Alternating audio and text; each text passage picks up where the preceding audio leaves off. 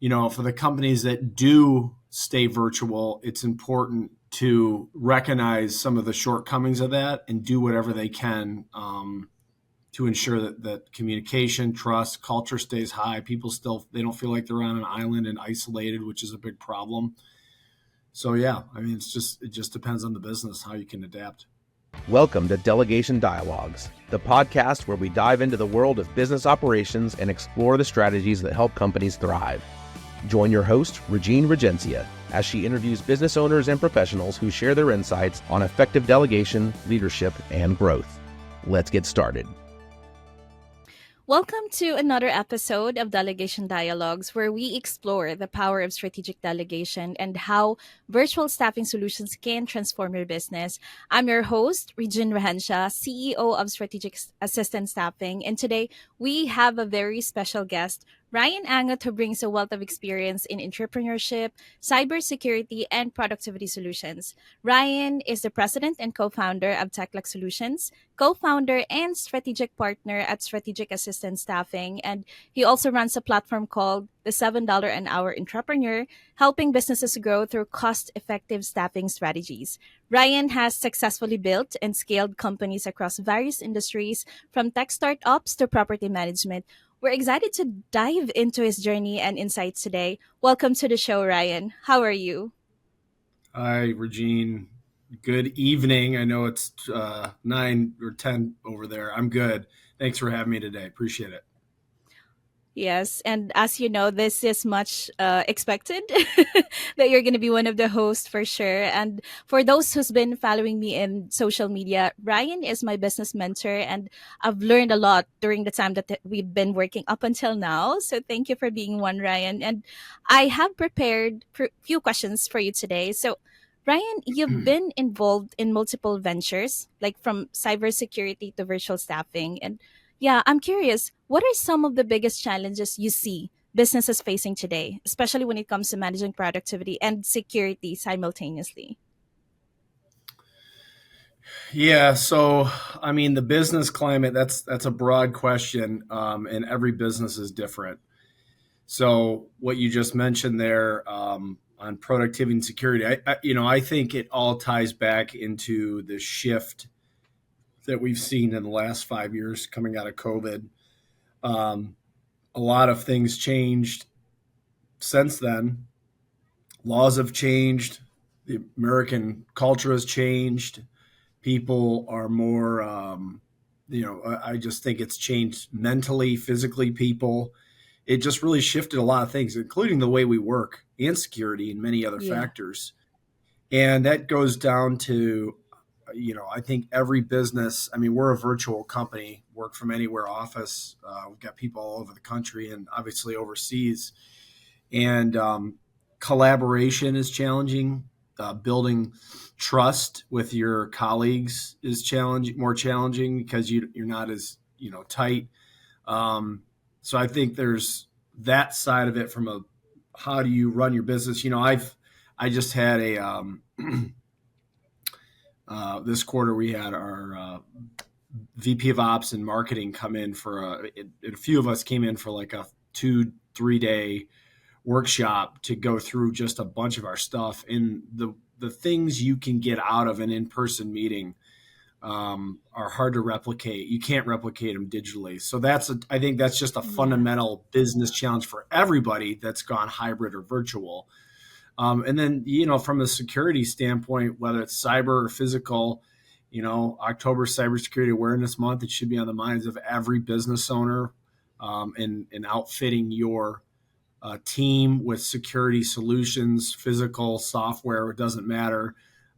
Today's day and age, everyone's more secure conscious than ever before. You got physical and cyber crime being at all-time highs. So, keeping that in mind when you have any type of employee base is important, taking care of them. Yeah. My first question is really, so really, a little broad, especially because you have multiple businesses. But with what you have mentioned, like the pain points or those issues, are there any consequences that you think is, going to affect the business growth if those are not going to be, if it's not going to be done or not addressed? You talking about on the security side of things, We or can talk just about working both. at it? Okay. Yeah, I mean, I think when you have a new shift in how people work, and I think a lot of businesses are trying to figure it out. Are we virtual? Are we not? They take votes. Some people. Now, I will say, I am finding businesses, Elon Musk was notorious for this. And I think Amazon said, you must come back to work. And like over the half the companies like, nope, we're not doing it. We need our flexibility. And I think that's what everyone's getting used to. Now, that could be a play on the business to their strength. The business may cut the fat and say, you know what, the people that really don't love Amazon that much, we want them out of here anyways, because they're probably not really towing the line that we need them to. So, I think it's how you look at it as a business. And if you're strategic about how your work setup is, whether virtual, in person, hybrid, and it could actually make a big factor in your finances. Is it worth to rent, lease, buy? We work spaces. Is, do you want to fly everybody in quarterly? You got to look at all the factors. Building culture. There's certainly something to be said about a team bonding experience. I mean, when I come over to the Philippines and see you guys for a week, you can't replicate that time together and communication and interaction. So, for the companies that do stay virtual, it's important to recognize some of the shortcomings of that and do whatever they can to ensure that communication, trust, culture stays high. People they don't feel like they're on an island and isolated, which is a big problem. So yeah, I mean, it just depends on the business how you can adapt. For sure, you really need to make a decision as the business owner or an entrepreneur if you're gonna go virtual or I think most of the companies are actually just choosing like hybrid. And but for me, talking on my perspective, I really love working from home or anywhere actually. And just like you, Ryan, you're doing that. And with TechLock Right. Solutions, with the company that you founded, it Mhm. helps us a lot, especially for those that are working anywhere. So that's good. And yeah, you co-founded TechLock Solutions. Let's go from that Mhm. from that business for now, which focuses Okay. on productivity and security. Can you share the story behind like starting this company and how it aligns with your broader mission to help businesses thrive? Yeah.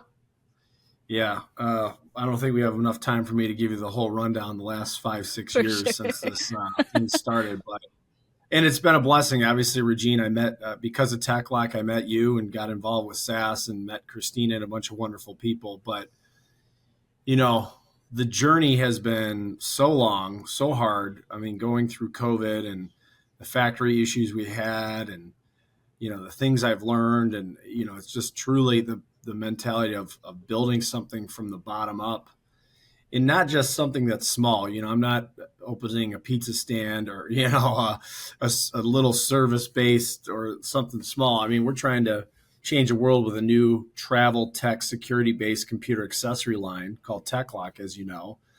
And not just a solution, but now we have 12 products in a family of products to enable that work from anywhere lifestyle, especially when people are more security conscious, like travelers. There's crazy stats: 12,000 laptops are lost or stolen every week in airports around the world. And you now have a work from anywhere lifestyle, so working in a 9 to 5 cube with protection and security is gone. And that's how the brand was born. Is that right before COVID, I found myself always working remote, and I always will. And I think most entrepreneurs, and in the context of this discussion, Regine, if you're a big company like General Motors or Ford or something, that hybrid, in office, whatever, is a solution. But most people, a lot of small businesses and entrepreneurs, an office doesn't make sense. So it, you know, you got to just keep costs down, and two, you just got to be practical and frugal, and you got to make your dollars spread 10 ways a Sunday. So and I'm coming back to that because as startups and entrepreneurs are used to this lifestyle. Well, as their business grows, we have a vision. We have 12 employees right now. I'd say we're going to have another 14 in the next year of all salespeople. And then we're going to grow and scale more and have more marketing and sales, maybe a little engineering. Probably 5 out of my 50 employees will live here or live in Michigan. The other half will be, I might have 20 salespeople on the road locally, and then I'm going to have 20 to 30 people in the Philippines with SaaS doing admin sales support. So,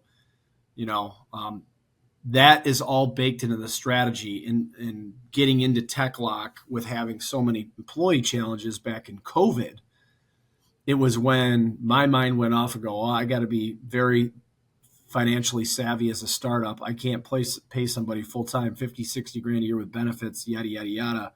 How can we get creative? And so for TechLock, we hired SaaS. We had a wonderful experience with Christina.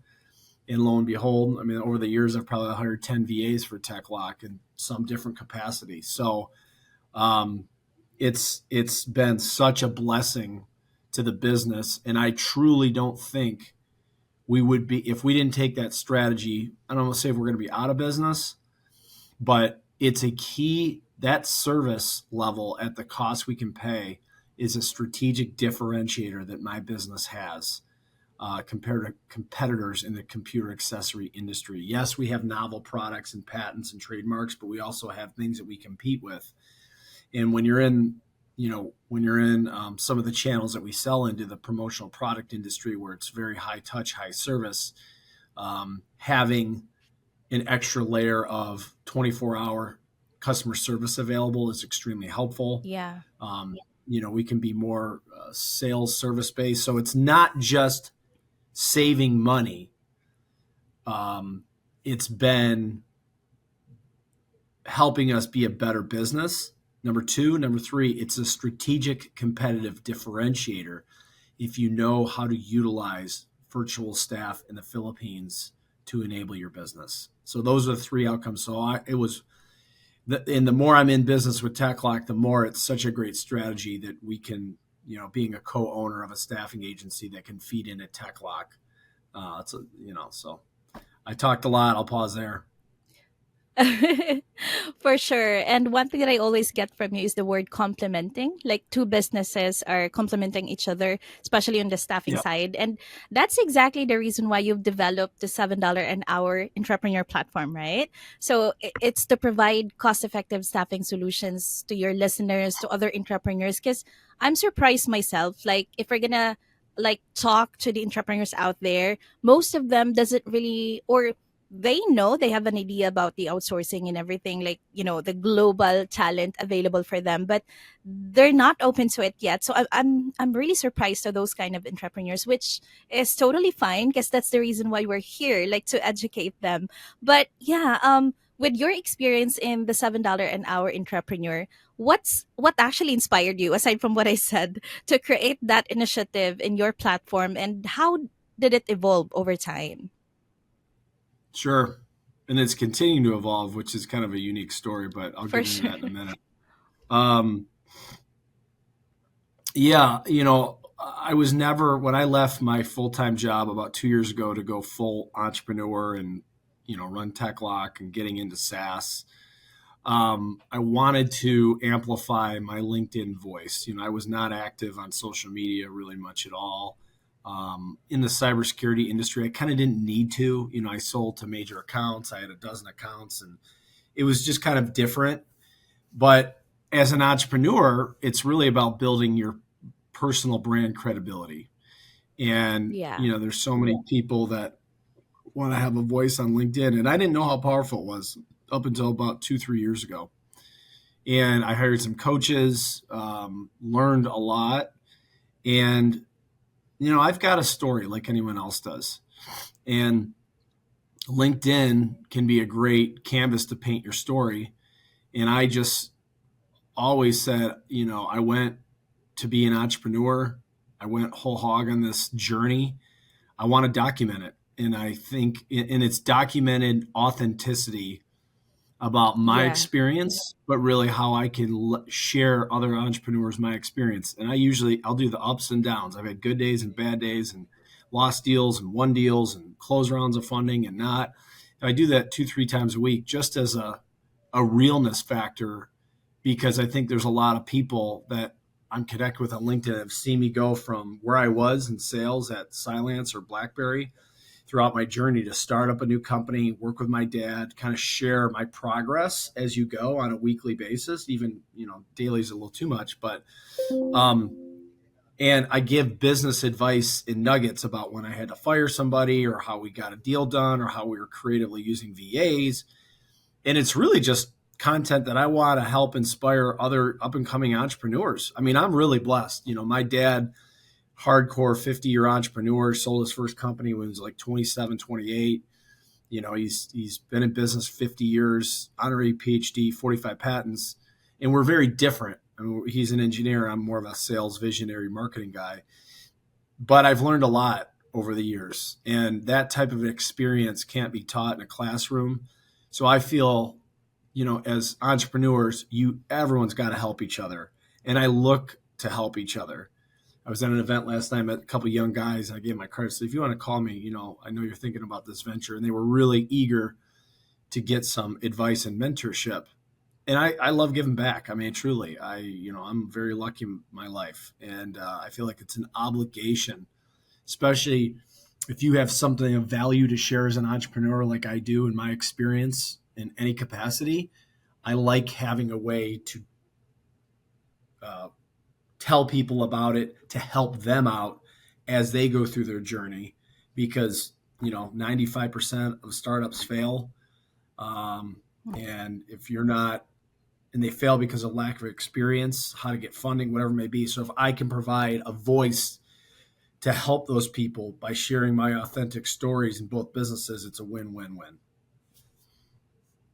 Awesome. Sounds Oh, great. but And I'm always I will come. Sorry, I will come back. My earlier part about changing with $7 an hour entrepreneur, that's a brand I've built. Well, there is a company called Entrepreneur Magazine that is actually, they're threatening to sue me over that name, the $7 an hour entrepreneur, saying it's really, trademark I infringement. didn't know that. Yeah, so I've been like going in legal back and forth. I'm like, are you kidding me? It's crazy. Some of the stupid laws you have over here. But yeah, I mean, they own the trademark on almost anything called entrepreneur. So I have to change my brand Oh, to $7 an hour entrepreneurship versus the $7 an hour. So it's now going to be $7 an hour entrepreneurship. Not doesn't sound as good, wow. but I don't want to spend 30, 40 grand in court fighting something stupid. So anyhow, that is a little nugget to that story about the blog brand. And that's another, authentic story, the legality side of the business. And Yeah, sometimes, or most of the time, Ryan, I can't really complain like what I am experiencing as an entrepreneur right now versus what you are experiencing, because you're handling multiple businesses. And when I saw, I mean, I'm looking at all the videos that you're sharing. I was like, okay, Ryan is experiencing this. I have to make sure that I am positive in, taking care of my own issues. And those are really, really, I mean, it always adds value, and I'm always grateful since you are my mentor, and learning a lot of, things based on just your experiences and just the way that you're sharing those. And I good, mean, those kind of things are really happening, like the legality side of the business. But yeah, sure. let's talk about success story. Like, maybe let's just focus about SaaS. And if because you we've been working with a lot of, clients. Most of them are your colleagues, and you hear stories from them about how impactful our service is. And of course, your own story itself is already the biggest one, but can you share, our listeners about those success stories? Yeah, what in my experience with TechLock, Yep. or Or okay, how our staffing service impacted, your business in TechLock, and also the yeah, other clients that are working with us.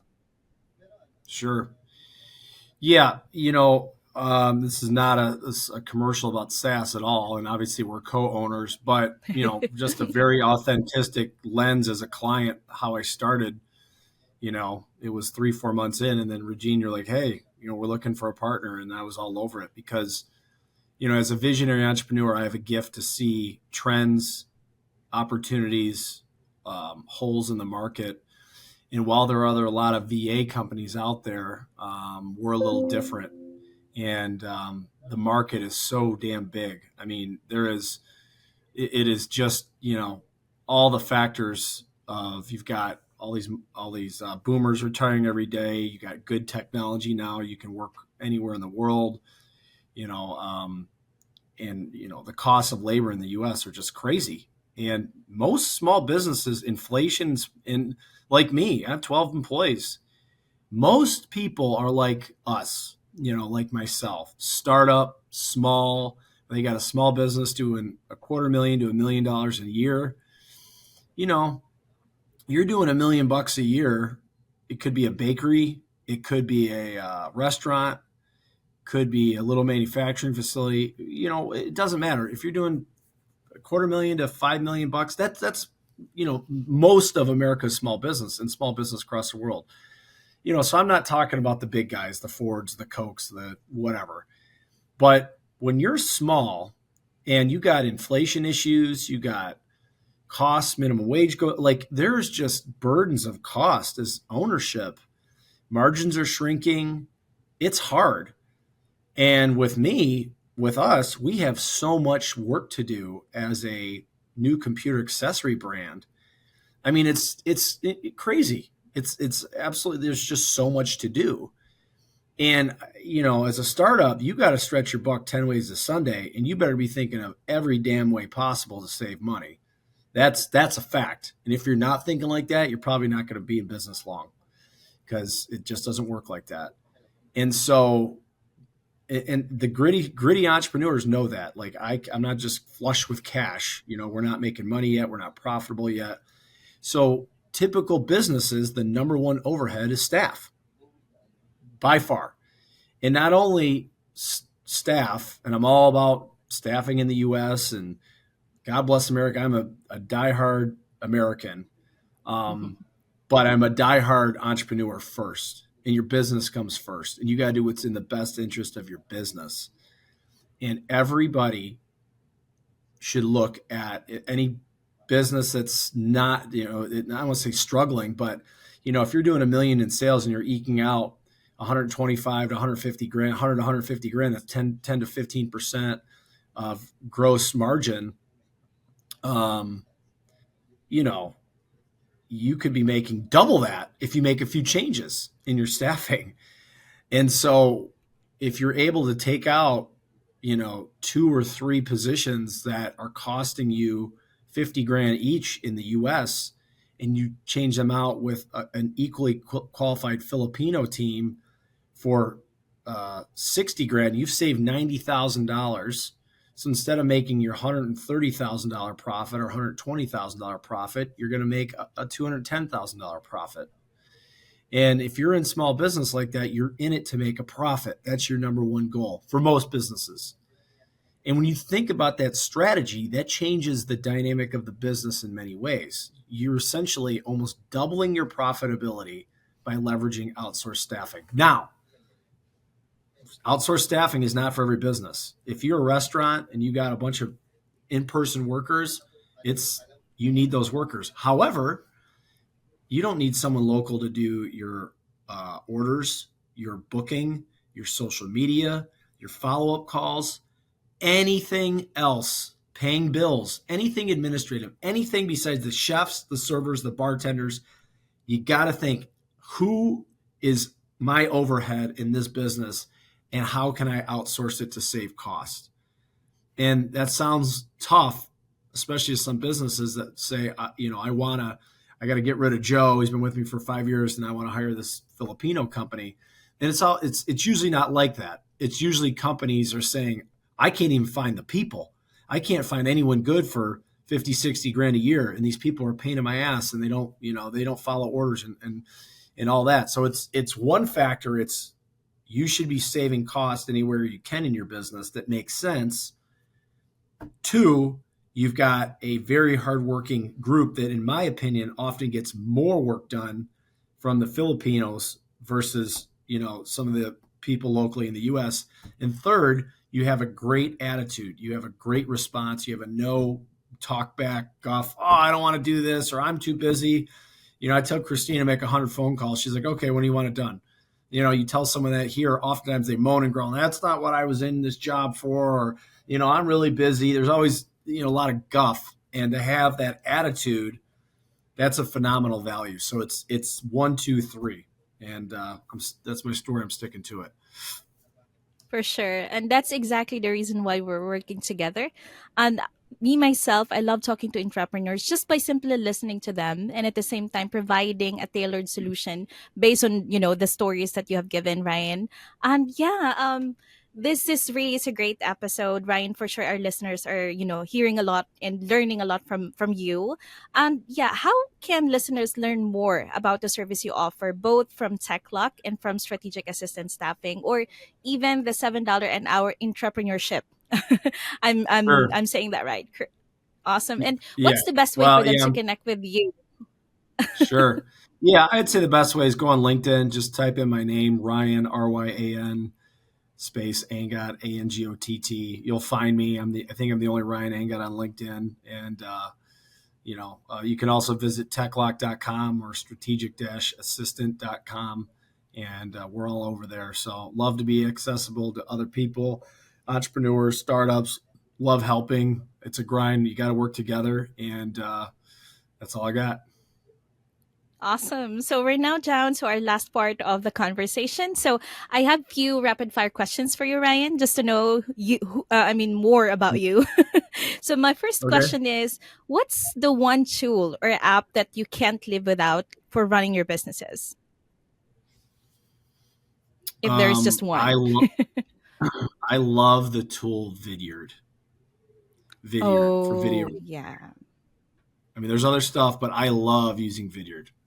It's great for communication, especially with being so international. Awesome. Sounds great. And if you could delegate any one task like in your life forever, what would it be? Oh boy, probably my social media. Um, it's in this. It's. I mean, my business page on LinkedIn.